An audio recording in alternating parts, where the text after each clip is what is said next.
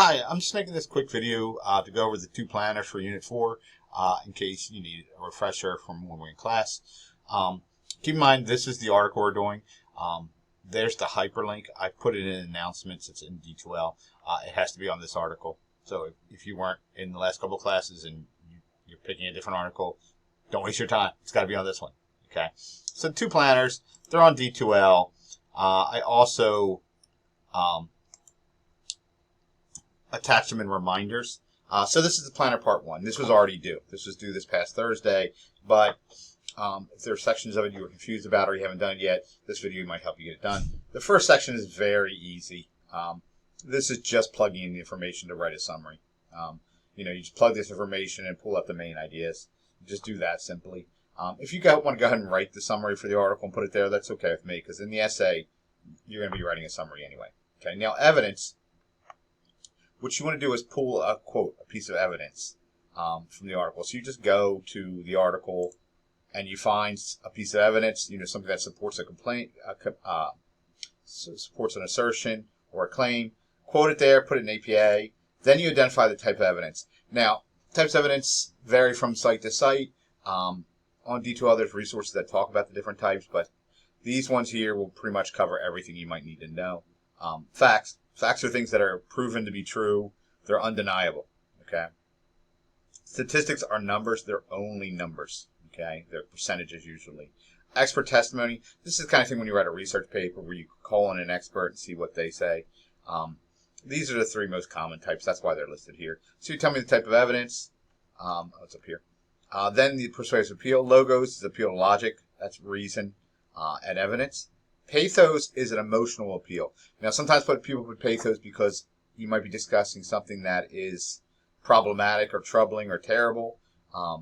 If you're discussing the Holocaust, for instance, it's terrible, but you can talk about it dispassionately. It doesn't have to be a pathetic appeal.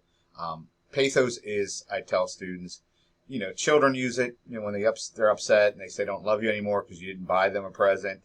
That's a pathetic appeal. Politicians use it. They say, if you don't vote for me, this terrible thing's going to happen. That's a pathetic appeal. Advertise it, use it. Like they play upon like fear and happiness, desire. That's what it is. Ethos is an appeal to authority. So parents use this, teachers use this. They say do this. They're just expecting you to do something because of who they are.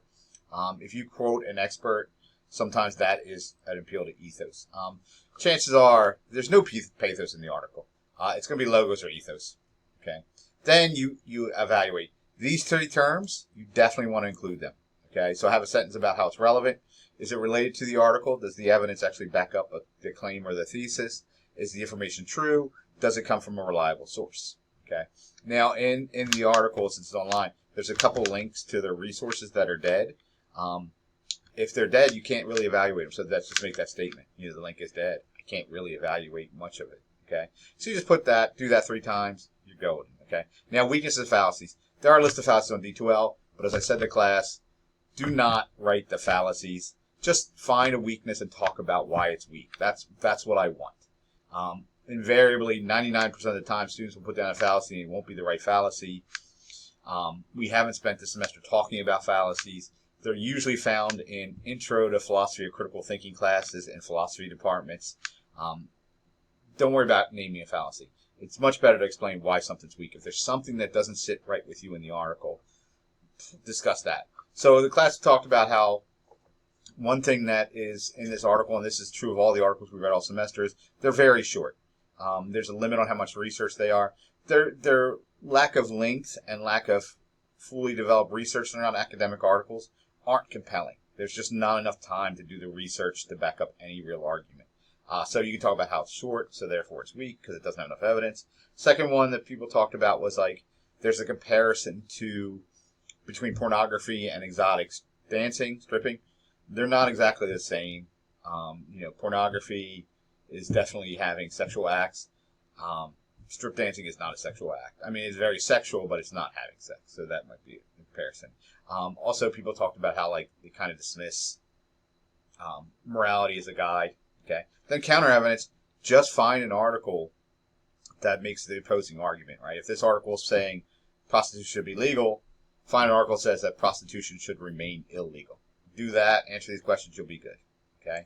For the second planner, it's not too much difficult. I mean, here in the writing choices, you answer these, right? So you've done the appeals, right? Ethos, logos, pathos. They're not all three. Sometimes students will want to write all three. It's not, right? Just pick one.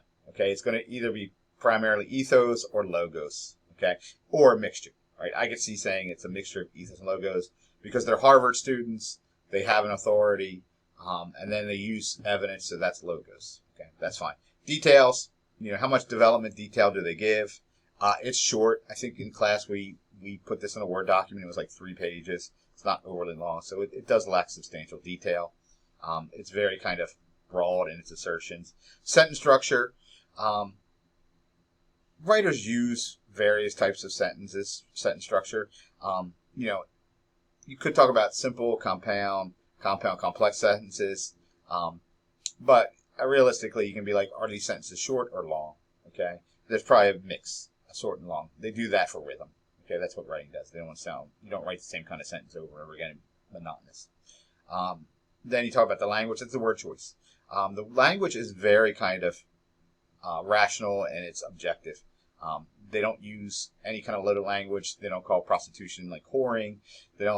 It's very kind of clinical. And that's the tone they're going for. That's an academic tone. You want to appear objective and rational. That's what they do. Okay. Now, this second question is, does the writing strengthen the article? Right? Does the way it's written make you more likely to believe what they're saying? That's what it's really asking. For me, yeah. I mean, it's written in kind of a third-person objective manner. There's no spelling errors, there's no grammar errors. They're very academic in their writing. Yeah, that's kind of what you want to look for in argumentation. The tone.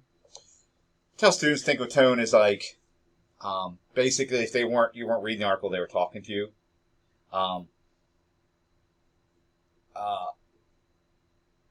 How they come across. So the Bouye article, social media article, like she seems very urgent and like concerned. The video game one, he's very kind of jocular and kind of good natured. Okay. That's that kind of tone. This is third person objective. Their tone is rational or neutral, they might say. I would say academic or objective. That's the tone. Okay. Credibility. This is the easy answer. It's a Harvard students writing for the Harvard Law Review, published by Harvard. Those are your answers and explain why that's good. Okay. Worldview, bias. This is the trickiest one. Worldview is never stated. It's the idea, like, it's how we judge the world. We get the worldview, basically, or I use the word ideology. We get it because we all exist at a historical moment. We all are raised in a certain place at a certain time. And when you're raised there, you kind of pick up certain attitudes or ideas. This is how the world should be. This is what's normal. You don't really ever think about it. So the example I give in class all the time is beef tongue. And, say, does anyone have beef tongue, lengua? And most students, American students especially, will crunch their face or be like, ooh, that's disgusting. And invariably, they're not vegetarian. They'll eat hamburgers or steak or whatever. And I'm like, well, you eat one part of the cow, but not the other part. Like, and you're, like, disgusted by this, right?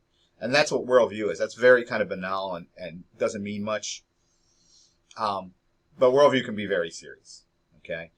So this is really your chance to impress me with you kind of being smart. Please do not just quote from the text and be like, their worldview is prostitution illegal. That's the claim.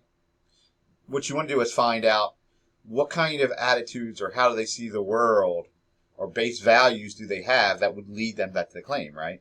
So you can make the argument that if they're saying that prostitution is illegal, they probably have a belief that people have a right to control their body. Okay, that's a worldview.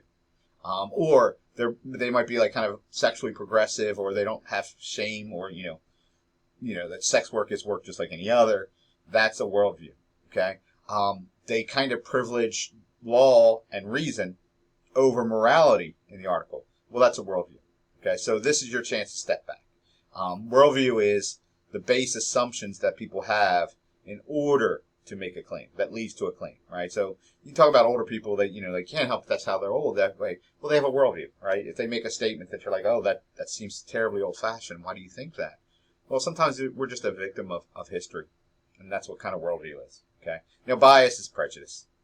I don't find a tremendous amount of bias in this article. The only bias I can see is that there's a bias against morality as a decision-making. They privilege the law over, like, kind of these other things, right? So, they're saying make prostitution legal because it's safer. Well, and they kind of dismiss. Most people get upset about prostitution because of morality. Well, they're dismissive of morality, so you can make that case. And then your thesis, that's your overall evaluation. In your essay, it'll be in your first paragraph. So just your judgment. As always, top on Zoom if you need me, or shoot me emails, send me drafts. I'll be happy to look at them. Aside from that, have a great day.